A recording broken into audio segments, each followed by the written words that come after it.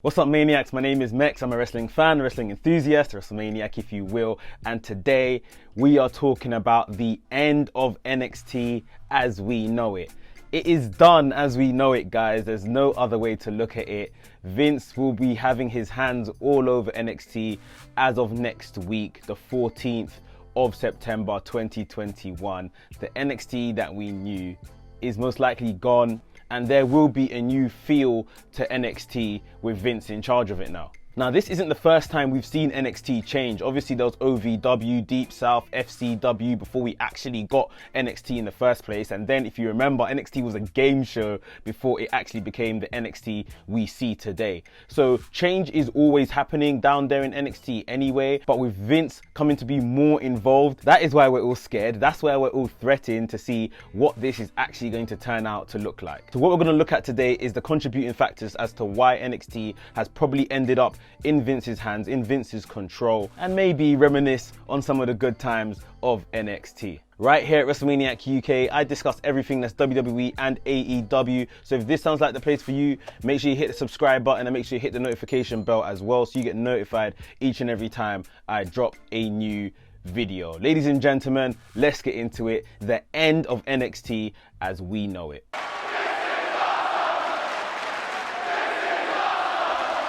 Right, so in my opinion, there are three main contributing factors as to why Vince is saying, NXT as it is gotta change, and I'm coming to get some control on what could be deemed a bit of a sinking ship right now. Number one is the NXT call-up, or the NXT call-up system. We see these guys and girls have their stint on NXT, 18 months to 2 years, and when their time is done on NXT, Vince either calls them up or they move on to the main roster, and then they are usually saddled with bad gimmicks, something that doesn't resemble the character we came to know at all, and they are just never really given the trust and the push to go on to the next level. Some of these people go up to main roster and really aren't used at all. There are some really good examples of people that have like on and off careers, and when they are used, like I said earlier, we see character changes. Let's take for instance the latest example in Karrion Kross.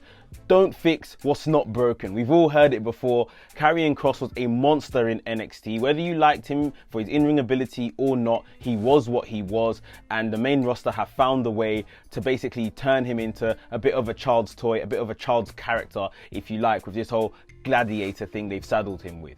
As well as this, the booking of NXT call-ups has been very, very sketchy. Kevin Owens has probably had the best NXT call-up and first 6 months of any NXT call-up, you know, coming straight for John Cena, the US Championship. We all remember how that went down, but others have just been completely whack. They did put faith into people like Shinsuke Nakamura winning the Royal Rumble, going to WrestleMania but not winning the title. Finn Balor, he went from NXT straight to the main event of SummerSlam, winning the Universal Championship. Unfortunately, he got injured and was never the same on main roster. So like I say, generally the utilization and booking of these talents has been very sketchy and very poor. Another contributing factor which we cannot ignore is the emergence of AEW. AEW has been fantastic since it started, and it has basically become the home of the indie star, which was what NXT was doing around 2016, 17, 18 times, recruiting these big name indie stars, losing a bit of their developmental roots and really kind of making their own Ring of Honor, their own PWG, as people have said.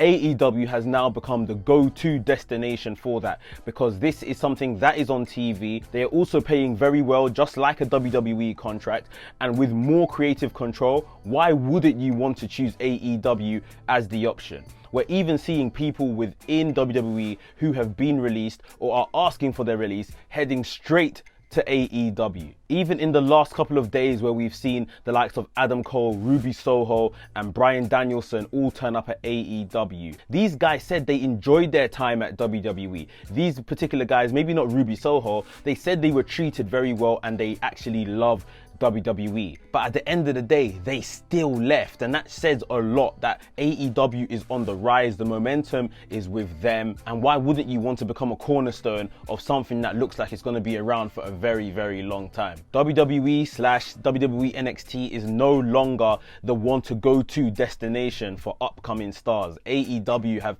completely taken that market, and as much as Vince is saying that he didn't really care about AEW, he didn't see them as competition, well, him coming down to NXT to sort out his company from a grassroots level, it shows that he has got their eye on them and he is watching their move, and he wants to make sure he maintains his position and WWE's position. Last but not least, and probably one of the biggest contributing factors, is Triple H was not creating stars for Vince McMahon. And that sounds absolutely crazy, because Triple H should not be creating stars for just one man. He should be creating stars for the success of the overall company, which I personally believe he was doing in NXT. However, Vince doesn't see these men and women that are being moved to the main roster as stars.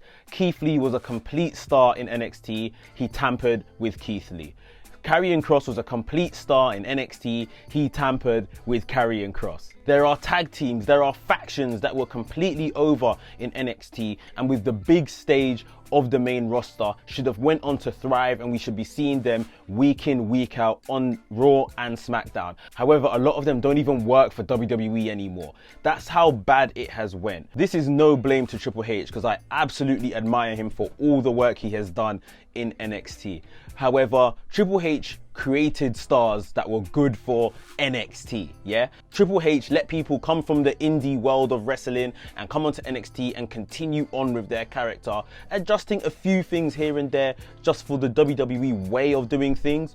But Triple H hardly tampered with who these people were, and he just let their genuine star shine through. But Triple H didn't really create guys for Vince McMahon. Triple H wasn't creating monsters that had like catchy catchphrases, or Triple H wasn't creating superheroes that can sell toys to young kids. He wasn't doing that, and obviously when these guys went onto the main roster, they then are looked at like Vince, like, well, what do you want me to do with this sort of thing? This is just a guy. So yeah, it's clear as day to see now. Hindsight is a beautiful thing, but Triple H didn't really create anyone that Vince would absolutely love and salivate over. He just let people be themselves, their star shone through, but not enough to impress Mr. McMahon on Raw and SmackDown. So yeah, all in all, this past week of NXT ushers the end of this era, the 2012 to 2021 era of NXT. Even in this week's show, we see a lot of kind of sports entertainment kind of stuff.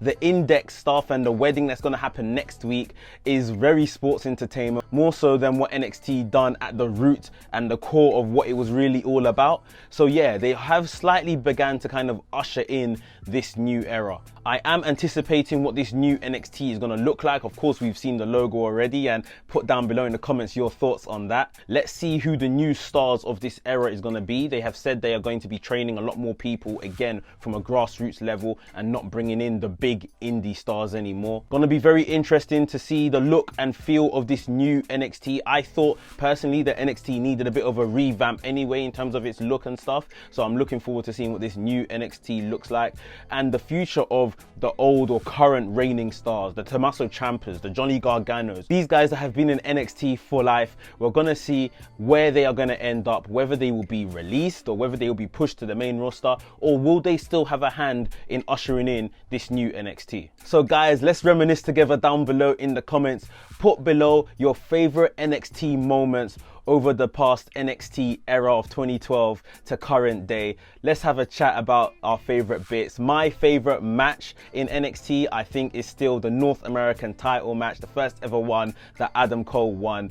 Brilliant, brilliant match. But let me know your favorite match, your favorite NXT superstars down below in the comments. If you enjoyed today's video, please remember to give us a big thumbs up. And if you're new to the channel, welcome to the channel, subscribe to the channel and hit the notification bell so you get notified each and every time I drop a new video. WrestleManiac UK signing out, and I'll see you soon.